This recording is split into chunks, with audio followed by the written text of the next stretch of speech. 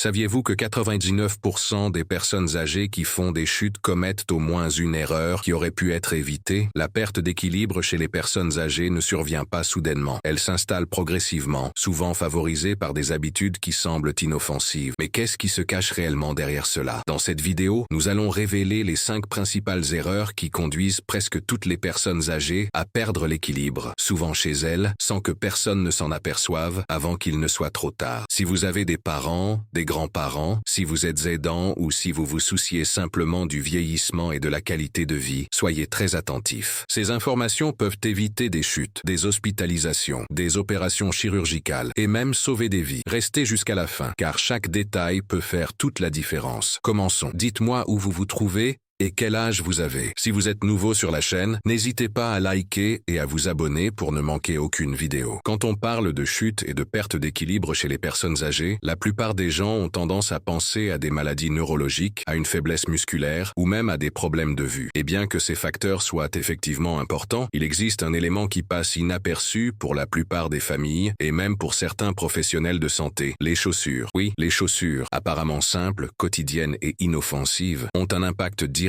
et profond sur la sécurité et l'équilibre des personnes âgées. Des chaussures inadaptées peuvent transformer chaque pas en un risque imminent, et c'est précisément sur ce point que nous devons réfléchir. Avec l'âge, le corps subit une série de transformations naturelles. Les muscles perdent leur force et leur élasticité, les articulations deviennent plus rigides, les réflexes ralentissent et la sensibilité des pieds peut diminuer en raison de troubles tels que les neuropathies, le diabète ou une mauvaise circulation sanguine. Dans ce contexte, les chaussures devraient fonctionner comme une extension du corps, offrant soutien, stabilité et protection. Cependant, c'est exactement le contraire qui se produit dans la pratique. De nombreuses personnes âgées continuent à porter des chaussures qui ne sont pas adaptées à leurs besoins physiologiques. Il s'agit de chaussures lâches, glissantes, avec des semelles trop lisses ou des talons qui gênent plus qu'elles n'aident. La première grande erreur est le port de pantoufles et de sandales ouvertes à l'intérieur de la maison. Ce type de chaussures, très courant chez les personnes âgées car confortable et facile à enfiler, offre rarement le soutien nécessaire pour maintenir la cheville stable. Comme elle n'enveloppe pas complètement le pied, ces modèles favorisent les entorses, les trébuchements et les glissades, en particulier sur les sols lisses ou dans les escaliers. De plus, de nombreuses pantoufles et sandales ont des semelles en matériaux durs et peu adhérents, ce qui augmente encore le risque de glisser. Au lieu de favoriser la sécurité, ces chaussures créent un faux confort qui peut être dangereux. Un autre point critique est le port de chaussures très usées ou dont la semelle est usée. Avec le temps, les chaussures perdent leur structure interne et n'offrent plus de stabilité lors de la marche. Lorsque la semelle est usée de manière irrégulière, elle compromet la répartition du poids corporel et affecte l'alignement de la marche. Un pied qui marche de manière instable génère un déséquilibre en chaîne. Les genoux, les hanches et la colonne vertébrale ressentent l'impact et la sensation d'instabilité s'accroît. C'est comme marcher tous les jours sur une base instable, accumulant de petits risques qui, à un moment donné, se transforment en chute. Il ne faut pas non plus ignorer les chaussures à talons, même bas. Bien que de nombreuses femmes âgées aient l'habitude de porter des talons depuis leur jeunesse, il est important de comprendre qu'avec l'âge, la surélévation du talon déplace le centre de gravité vers l'avant, ce qui compromet la posture et augmente considérablement le risque de déséquilibre. De plus, le talon réduit la surface de contact avec le sol, rendant la base d'appui plus petite et plus instable. Pour un corps déjà fragilisé, c'est une invitation à la chute. Et il y a encore un facteur aggravant. De nombreuses personnes âgées persistent à porter des chaussures inadaptées pour des raisons affectives ou économiques. Une chaussure peut représenter un souvenir important, un cadeau d'un proche ou simplement la pièce qui sert encore. Dans d'autres cas, pour des raisons financières, beaucoup ne peuvent pas investir dans des chaussures orthopédiques ou de meilleure qualité. Cette réalité doit être considérée avec sensibilité. Il est essentiel que les familles, les soignants et les professionnels de santé soient attentifs à ces détails et fournissent des conseils empathiques et pratiques. Le choix d'une bonne chaussure pour les personnes âgées doit avant tout tenir compte de la stabilité. La chaussure idéale doit avoir une semelle antidérapante, un talon ferme, une fermeture à velcro ou à lacet pour un ajustement sûr et une structure qui enveloppe complètement le pied. pied, offrant un soutien latéral et empêchant la chaussure de se détacher facilement. La semelle intérieure doit être souple, mais pas trop molle, afin de ne pas compromettre le contrôle des mouvements. Le matériau extérieur doit être résistant, mais suffisamment souple pour permettre une marche naturelle. Il est également essentiel de respecter l'individualité de chaque personne âgée. Certaines personnes ont besoin de semelles orthopédiques sur mesure, d'autres ont des déformations des pieds et ont besoin de chaussures spéciales. Dans tous les cas, il convient de rappeler que l'objectif principal n'est pas seulement de mettre quelque chose au pied, mais de garantir l'autonomie, la sécurité et la qualité de vie. Une bonne chaussure n'est pas seulement un vêtement, c'est un outil de prévention et de soins. Par conséquent, si nous voulons vraiment réduire les chutes et préserver l'équilibre de nos aînés, nous devons commencer par regarder vers le bas, littéralement. Observer ce qu'ils portent aux pieds, comment ils marchent, s'ils traînent les pieds ou trébuchent souvent. De petits signes révèlent de grands dangers. Et souvent, ce qui sépare la sécurité d'un accident, c'est justement ce qui se trouve entre le pied et le sol. La chaussure. Bien choisir, c'est faire preuve d'attention, d'affection et surtout de responsabilité. On en parle peu, mais le corps humain est fait pour bouger. Depuis les temps les plus reculés, la survie dépendait de l'action physique. Courir, grimper, se lever, chasser, cultiver. Le mouvement était le langage du corps, la forme la plus pure de santé et de connexion avec la vie. Cependant, avec les progrès de la technologie, l'urbanisation et le confort, la société a commencé à ralentir. Et parmi les personnes les plus touchées par ce ralentissement, on trouve les personnes âgées. La sédentarité, cette absence presque silencieuse d'activité physique, est devenue l'une des principales causes de perte d'équilibre, de chute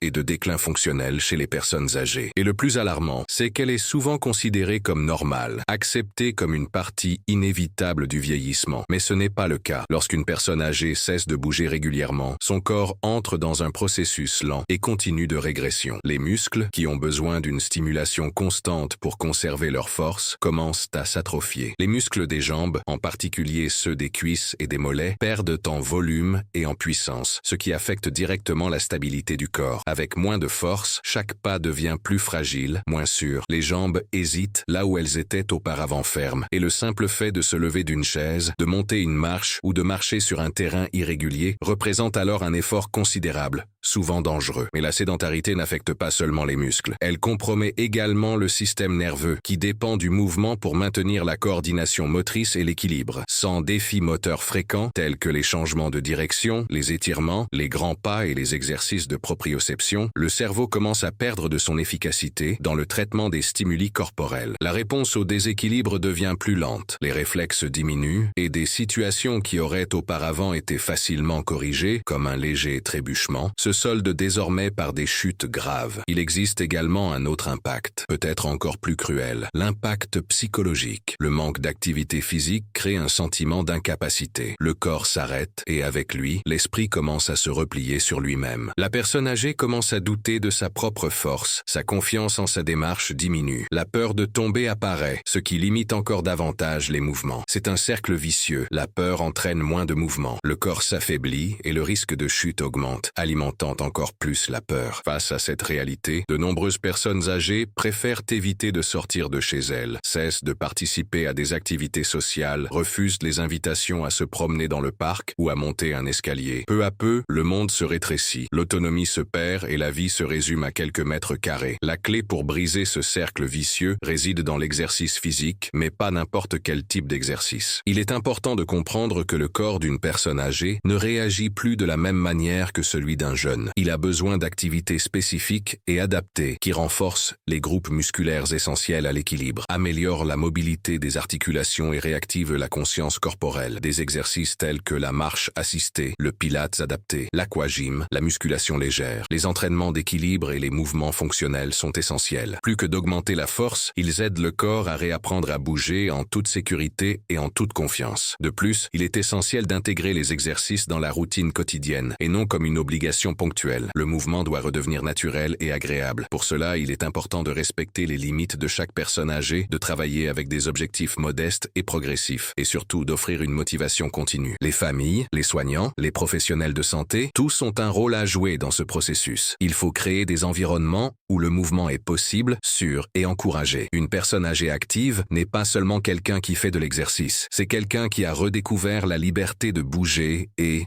avec elle, une partie de sa dignité et de son indépendance. Enfin, nous devons nous rappeler que vieillir n'est pas synonyme de fragilité. Le corps peut vieillir avec vitalité, équilibre et assurance. Mais cela exige des efforts. La sédentarité ne doit pas être acceptée comme le destin naturel de la vieillesse, mais combattue comme l'ennemi silencieux qu'elle est. Car chaque muscle qui se renforce, chaque pas franchi avec confiance, est un cri de résistance contre l'inertie et un vote en faveur de la vie. Beaucoup pensent que le plus grand danger pour la santé des personnes âgées se trouve à l'extérieur, dans les rues animées, sur les trottoirs irréguliers, dans les bus bondés, mais ce que peu de gens réalisent, et que beaucoup ne découvrent que lorsqu'il est trop tard, c'est que l'endroit le plus dangereux pour une personne âgée peut être précisément celui où elle devrait se sentir le plus en sécurité, son propre domicile. Le foyer, avec ses pièces familières, ses souvenirs éparpillés sur les étagères, ses routines confortables, cache souvent des pièges silencieux qui compromettent l'équilibre, augmentent considérablement le risque de chute et peuvent transformer le quotidien en un champ de mine. Pour un adulte jeune ou d'âge moyen, trébucher sur un tapis ou glisser sur un sol mouillé peut n'être qu'une petite frayeur. Mais pour une personne âgée, dont le corps est déjà naturellement confronté à des limitations en termes de force musculaire, de réflexes et de stabilité posturale, ces petites négligences peuvent avoir des conséquences dévastatrices. Une chute peut entraîner des fractures, des traumatismes crâniens, des hospitalisations prolongées et, dans les cas les plus graves, une perte d'autonomie. Souvent, après une seule chute, la personne âgée ne marche plus jamais de la même façon. La frontière entre sécurité et vulnérabilité est mince, tracée par des détails qui passent souvent inaperçus. Commençons par les tapis, ces accessoires apparemment inoffensifs qui jonchent les maisons dans le but de décorer,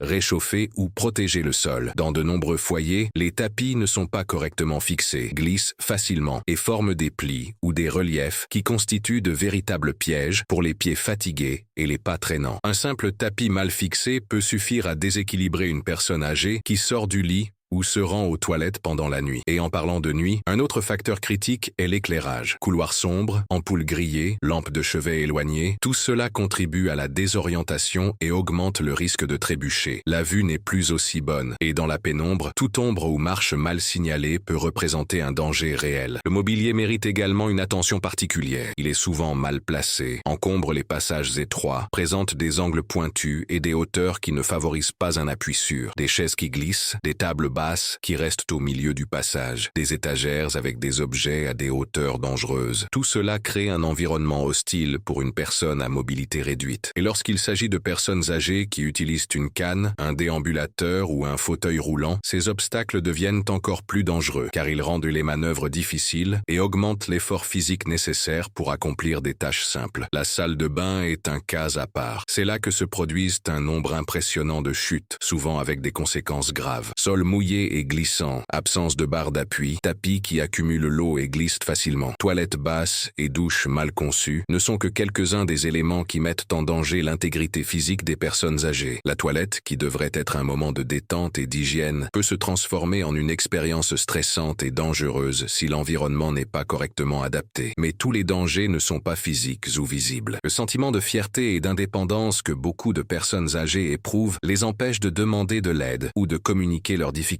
Elles préfèrent continuer à monter des escaliers dangereux, à s'asseoir sur des canapés trop bas ou à atteindre des objets sur des étagères en hauteur parce qu'elles ne veulent pas déranger. Ainsi, l'environnement qui pourrait être adapté avec peu d'efforts reste le même, un territoire silencieusement hostile. C'est là qu'intervient la responsabilité des proches, des aidants et des professionnels de santé. Observer attentivement, écouter avec empathie et agir avec sagesse sont des attitudes fondamentales pour faire du domicile un véritable espace de protection. Heureusement, la solution est à la portée de tous. Ce sont de petites interventions, souvent simples et accessibles, qui font toute la différence. Fixer les tapis avec du ruban antidérapant ou retirez-les complètement. Installer des barres d'appui dans la salle de bain. Placer des veilleuses dans les couloirs et à côté du lit. Remplacer les meubles bas par des options plus ergonomiques. Réorganiser les espaces pour faciliter la circulation. Évaluer le sol et, si possible, le remplacer par des matériaux moins glissants. Encourager le port de chaussures adaptées, même à l'intérieur de la maison. Chaque détail corrigé est un obstacle en moins entre la personne âgée et une chute potentiellement mortelle. Par conséquent, s'il y a une mise en garde à faire de toute urgence, c'est bien celle-ci. Le danger n'est pas seulement à l'extérieur de la maison. Il peut se cacher dans les petites habitudes, les objets oubliés, les choix esthétiques qui ignorent la fonctionnalité. Le foyer doit être un refuge, pas une menace. Avec de l'attention, de l'affection et quelques adaptations, il est possible de transformer l'environnement domestique en un véritable allié dans la lutte contre les chutes. Car en fin de compte, ce qui est en jeu, ce n'est pas seulement la sécurité physique, mais aussi la qualité de vie, l'autonomie et la dignité de ceux qui ont déjà parcouru tant de chemins et méritent de marcher d'un pas ferme jusqu'à leur dernier souffle. Lorsque nous pensons à la perte d'équilibre chez les personnes âgées, nous associons rarement ce problème à la santé des sens. Nous parlons généralement de faiblesse musculaire, de manque d'exercice ou même d'âge avancé. Mais il existe un facteur encore plus profond et souvent négligé, l'impact de la vue et de l'ouïe sur la stabilité du corps. La vérité est que notre équilibre dépend directement de la façon dont nous percevons le monde qui nous entoure. Et lorsque cette perception fait défaut, même de manière subtile, le risque de chute devient une menace constante. Dans ce cas, le corps ne trébuche pas seulement sur des objets au sol, mais aussi sur les limites de ce qu'il ne peut plus voir ou entendre clairement. La vision est sans aucun doute l'un des principaux piliers de l'équilibre humain. C'est grâce à nos yeux que notre cerveau calcule les distances, identifie les obstacles, mesure la profondeur d'une marche, ajuste la position de nos pieds sur une surface irrégulière. Un simple reflet de lumière ou une ombre peut complètement modifier notre perception de l'espace. Cependant, avec l'âge, la capacité visuelle commence à se détériorer de manière silencieuse et progressive. La cataracte, la dégénérescence maculaire, le glaucome et la presbytie ne sont que quelques-unes des affections courantes chez les personnes âgées qui réduisent le champ de vision, brouillent la netteté des images et compromettent la perception des contrastes et de la profondeur. Imaginez une personne âgée qui marche dans sa maison à la tombée de la nuit, lorsque la lumière est déjà plus faible. Si ses yeux ne distinguent pas clairement où finit le tapis ou où commence la marche de l'escalier, elle peut facilement trébucher. La simple tâche de descendre une marche ou d'atteindre un objet devient alors un défi plein d'incertitudes. Pire encore, souvent, la personne âgée ne se rend pas compte à quel point sa vision est limitée, car l'adaptation à la perte visuelle est progressive, presque imperceptible. Elle s'habitue à voir moins, mais ce nouveau standard est dangereusement insuffisant pour garantir sa sécurité lorsqu'elle se déplace. L'ouïe, quant à elle, joue un rôle moins évident, mais tout aussi vital pour l'équilibre. L'oreille interne, plus précisément le système vestibulaire, est responsable de l'envoi de signaux au cerveau sur la position de la tête et les mouvements du corps dans l'espace. Lorsque ce système subit des lésions, ce qui est fréquent avec l'âge, le cerveau reçoit des informations confuses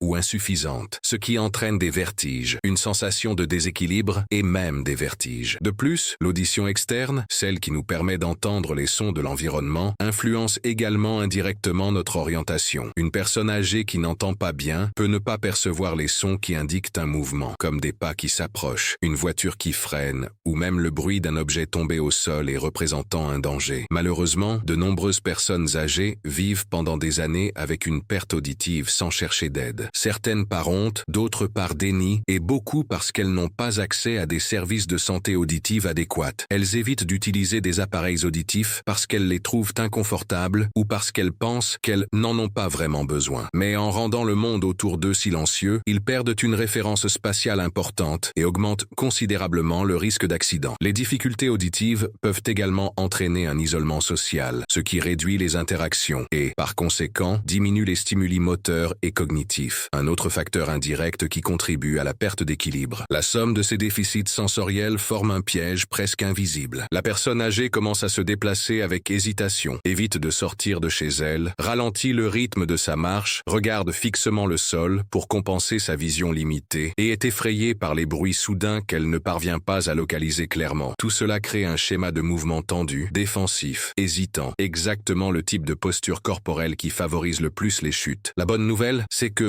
beaucoup de ces problèmes peuvent être évités ou atténués par des interventions simples. Des consultations régulières chez l'ophtalmologiste et l'otorhinolaryngologiste doivent faire partie de la routine des soins aux personnes âgées. Le port de lunettes a la bonne prescription, les chirurgies correctives telles que la cataracte, les appareils auditifs bien ajustés et surtout l'encouragement de la famille à utiliser ces ressources de manière naturelle font toute la différence. En outre, l'éclairage des pièces doit être renforcé et les sons dans la maison doivent être pensés prononcées de manière claire et perceptible, sans bruit excessif, mais avec des éléments sonores qui facilitent l'orientation. Prendre soin de la vue et de l'audition d'une personne âgée n'est pas seulement une question de mieux voir et mieux entendre. C'est lui offrir un monde plus sûr, plus compréhensible et surtout plus digne. C'est lui permettre de marcher en toute confiance, de sentir le sol sous ses pieds et de percevoir clairement et de manière autonome ce qui se passe autour de lui. Car l'équilibre ne commence pas dans les muscles, il commence dans la façon dont le corps interprète l'espace. Et lorsque les sens font défaut, le corps perd inévitablement son équilibre. Il y a une scène de plus en plus courante dans les foyers des personnes âgées. Des tiroirs remplis de comprimés, des boîtes empilées sur le réfrigérateur, des cartes colorées sur la table de chevet et une liste manuscrite des horaires de prise de chacun d'entre eux. À première vue, tout cela semble être une manifestation d'attention. Après tout, les médicaments sauvent des vies, traitent des maladies, soulagent la douleur. Mais il y a un côté obscur à cette histoire, un angle mort qui est responsable d'innombrables chutes, hospitalisations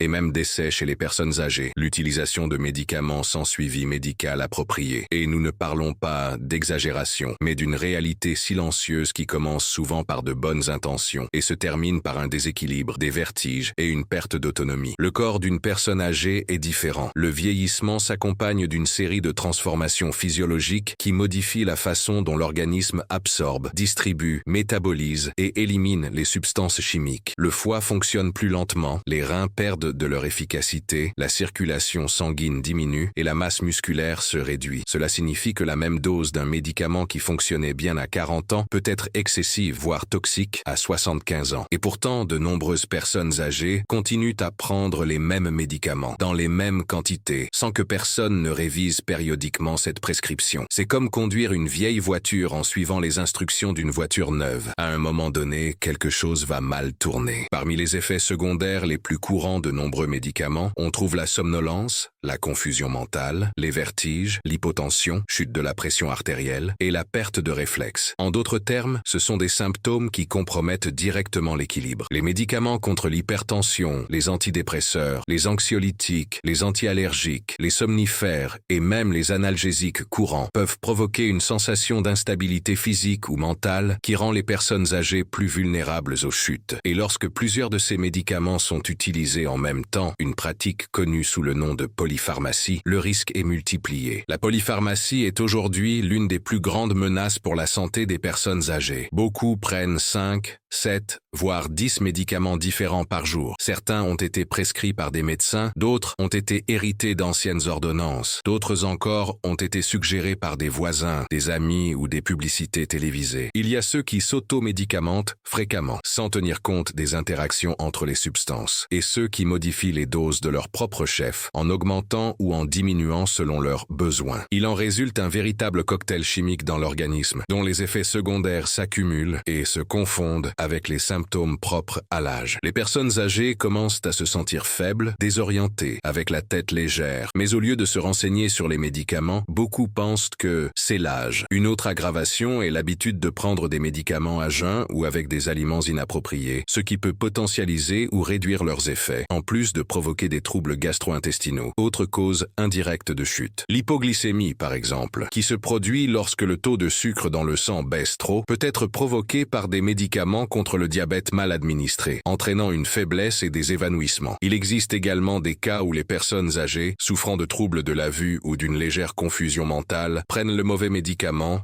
ou prennent la même dose par erreur. Malheureusement, bon nombre de ces situations pourraient être évitées grâce à une mesure simple, un suivi médical régulier et attentif. Les personnes âgées ont besoin d'un professionnel qui comprenne les particularités de leur organisme, qui vérifie régulièrement la liste des médicaments, qui s'interroge sur la nécessité réelle de chaque substance et qui leur explique clairement et avec empathie comment, quand et pourquoi prendre chaque médicament. Plus encore, il est essentiel d'impliquer la famille et les soignants dans ce processus. Il est nécessaire de créer un réseau de soutien qui observe les signes avant-coureurs, chutes fréquentes, somnolence diurne, changement de comportement, désorientation, et comprenne que ces symptômes peuvent être dus non pas à l'âge, mais à une pharmacologie mal conduite. Il est également essentiel de promouvoir l'utilisation rationnelle des médicaments. Cela signifie traiter ce qui doit être traité, avec la dose efficace la plus faible faible pendant la durée la plus courte possible. Dans la mesure du possible, il convient de rechercher des alternatives non pharmacologiques, telles que des thérapies physiques, des exercices, des ajustements alimentaires et un soutien psychologique qui peuvent remplacer ou compléter les médicaments. L'objectif n'est pas de supprimer complètement les médicaments, mais de les utiliser de manière consciente, respectueuse et précise, de manière personnalisée, car l'enjeu n'est pas seulement d'éviter un vertige ou une chute, il s'agit de garantir que la personne âgée puisse vivre avec lucidité, énergie et autonomie. Il s'agit de lui permettre de marcher en toute sécurité, de se lever de son lit avec assurance, de se déplacer en toute confiance. Un médicament peut guérir, mais il peut aussi déséquilibrer, littéralement. C'est pourquoi chaque comprimé, chaque dose, chaque ordonnance doit être considérée avec le soin que requiert la vie dans sa phase la plus délicate. Chaque chute a une histoire, un avertissement ignoré, un malaise passager balayé sous le tapis, un vertige attribué à la chaleur ou au jeûne. Avant la chute, avant le choc contre le sol, le corps a parlé. Mais, comme cela arrive souvent chez les personnes âgées, il n'a pas été entendu. Et c'est peut-être l'une des erreurs les plus courantes et en même temps les plus dangereuses dans le parcours des personnes âgées, la sous-estimation des signaux d'alerte que leur propre corps leur envoie. L'organisme humain possède une sagesse ancestrale. Il ne se contente pas de vivre, il communique. Et lorsque cette communication est ignorée, les risques s'accumulent comme une tempête qui se forme lentement à l'horizon, jusqu'à ce qu'elle s'abatte sans crier gare. De nombreuses personnes âgées vivent avec l'idée que les vertiges, la faiblesse dans les jambes, le déséquilibre en se levant ou les petits trous de mémoire sont normaux avec l'âge. Cette croyance, renforcée par la culture, la famille et même certains professionnels de santé, crée un terrain dangereux. En normalisant la normale, les personnes âgées ignorent les signaux fondamentaux que leur corps leur envoie pour demander de l'aide. L'équilibre ne se perd pas du jour au lendemain. Il se détériore progressivement. Un trébuchement aujourd'hui, une main appuyée contre le mur demain, une chaise qui devient une béquille silencieuse plus tard. Et chacune de ces petites adaptations reflète un corps qui tente d'avertir que quelque chose ne va pas. Les vertiges, par exemple, sont l'un des signes les plus sous-estimés. Beaucoup disent « ce n'était qu'un petit vertige », sans se rendre compte que ce symptôme peut être le signe avant-coureur de problèmes au niveau du labyrinthe, la partie de l'oreille interne responsable de l'équilibre, de variation de la pression artérielle, de réaction à des médicaments ou même de défaillances neurologiques initiales. La faiblesse dans les jambes est également traitée avec mépris. « Je suis juste fatigué », disent certains, même lorsqu'ils ont du mal à se lever, à monter les escaliers ou à marcher en ligne droite. Ces symptômes sont des signaux envoyés par le corps qui disent « quelque chose nécessite votre attention ». Mais par fierté, par peur ou par manque d'information, ils sont ignorés jusqu'à ce qu'il soit trop tard. Il existe également un refus émotionnel de reconnaître sa fragilité. De nombreuses personnes âgées ont du mal à accepter que leur corps change, qu'il ne réagit plus aussi vite qu'avant, qu'il a besoin de plus de temps pour s'adapter. Ce déni, bien que compréhensible d'un point de vue humain, peut être fatal d'un point de vue fonctionnel. La fierté empêche de demander de l'aide, de partager ce que l'on ressent, de chercher des conseils. Ainsi, la personne âgée essaie de continuer comme si tout allait bien, jusqu'à ce qu'un petit déséquilibre, souvent dans un moment banal, comme atteindre un objet, se retourner dans son lit ou sortir des toilettes, la fasse tomber par terre. C'est là qu'intervient l'importance de l'écoute active, non seulement de son propre corps, mais aussi de ses proches et de ses aidants. Il faut poser plus de questions, observer davantage, être présent de manière attentive et respectueuse. Une personne âgée qui commence à s'appuyer sur les meubles, qui marche plus lentement, qui hésite à changer de direction ou qui évite certaines pièces de la maison envoie, même silencieusement, des signaux indiquant qu'elle a perdu confiance en son corps. Il appartient à son entourage de percevoir ces gestes subtils et d'agir avant qu'ils ne se transforment en tragédie annoncée. Prêter attention aux signaux envoyés par le corps ne signifie pas faire toute une histoire à chaque petit malaise, mais adopter une attitude préventive et consciente. Cela signifie consulter régulièrement, signaler les symptômes, même lorsqu'ils semblent insignifiants, effectuer des évaluations fonctionnelles périodiques, examiner sérieusement les vertiges, les chutes ou les légers déséquilibres. Cela signifie comprendre que le vieillissement n'est pas nécessairement synonyme de déclin brutal, mais plutôt d'un processus d'adaptation qui peut et doit être mené avec dignité, soutien et attention. En outre, il est essentiel de créer une culture de l'autogestion de la santé chez les personnes âgées. Il faut leur apprendre à observer leur corps avec bienveillance, à reconnaître les signes qui méritent leur attention, à valoriser leur intuition physique. Le corps nous avertit lorsque quelque chose ne va pas, et plus ces signes sont pris en compte tôt, plus les chances de préserver l'autonomie, d'éviter les chutes et de maintenir la qualité de vie sont grandes. La prévention commence par les détails. Le pied qui traîne, la main qui cherche un appui, la respiration qui hésite, le regard qui cherche l'équilibre. Le plus grand défi est peut-être peut-être de briser le silence des personnes âgées qui ne veulent inquiéter personne, le silence de la famille qui pense que s'il vaut mieux ne pas s'en occuper maintenant, le silence du système de santé qui est encore plus réactif que préventif. Il est urgent de briser ce silence, car lorsque le corps murmure, il nous laisse encore du temps. Lorsqu'il crie par une chute, une fracture, une hospitalisation, il est déjà trop tard. Écouter son corps est un acte de respect, y répondre est un acte de soin, et agir en fonction de ces signaux est un acte d'amour, amour de la vie, de la dignité, du cheminement sûr de ceux qui ont déjà parcouru tant de chemin. Il est temps d'apprendre à écouter,